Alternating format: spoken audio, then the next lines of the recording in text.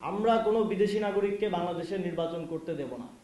এই নির্বাচন কমিশনকে পূর্ববর্তী তিনটি নির্বাচন কমিশনের মতো একটা দায়সারা নির্বাচন এবং একপাক্ষিক নির্বাচন, সেটেলড নির্বাচন আয়োজন করার সুযোগ দিব না।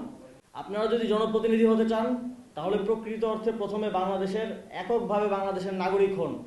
আমরা কোনো বিদেশি নাগরিককে বাংলাদেশে নির্বাচন করতে দেব না।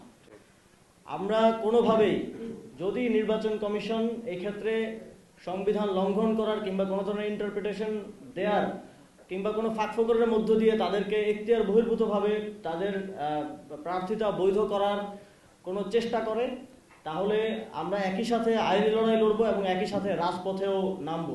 আজকের যে ঘটনাগুলো ঘটেছে এবং আগামীকালকে আবার এফিডেভিটের মাধ্যমে বিদেশি নাগরিকদেরকে বাংলাদেশের নির্বাচন করার সুযোগ দেওয়ার যেই কথাগুলো আমরা শুনেছি, তারপরে আমরা তাদেরকে আর কোনো ধরনের সুযোগ দিব না। আগামীকাল যদি আমরা দেখি যে কোনো ঋণ খেলাপি, কোনো দ্বৈত নাগরিকত্বধারী কেউ নির্বাচন করার যোগ্যতা পাচ্ছেন, সেটা যে শর্তেই হোক, যে ইন্টারপ্রিটেশনের মধ্য দিয়েই হোক, আমরা সেটার বিরুদ্ধে রাজপথে নামবো। আমরা সেটার বিরুদ্ধে আমাদের পরবর্তী আইনি লড়াই চালিয়ে যাব। আমরা কোনোভাবেই এই নির্বাচন কমিশনকে পূর্ববর্তী তিনটি নির্বাচন কমিশনের মতো একটা দায়সারা নির্বাচন এবং একপাক্ষিক নির্বাচন, সেটেলড নির্বাচন আয়োজন করার সুযোগ দিব না।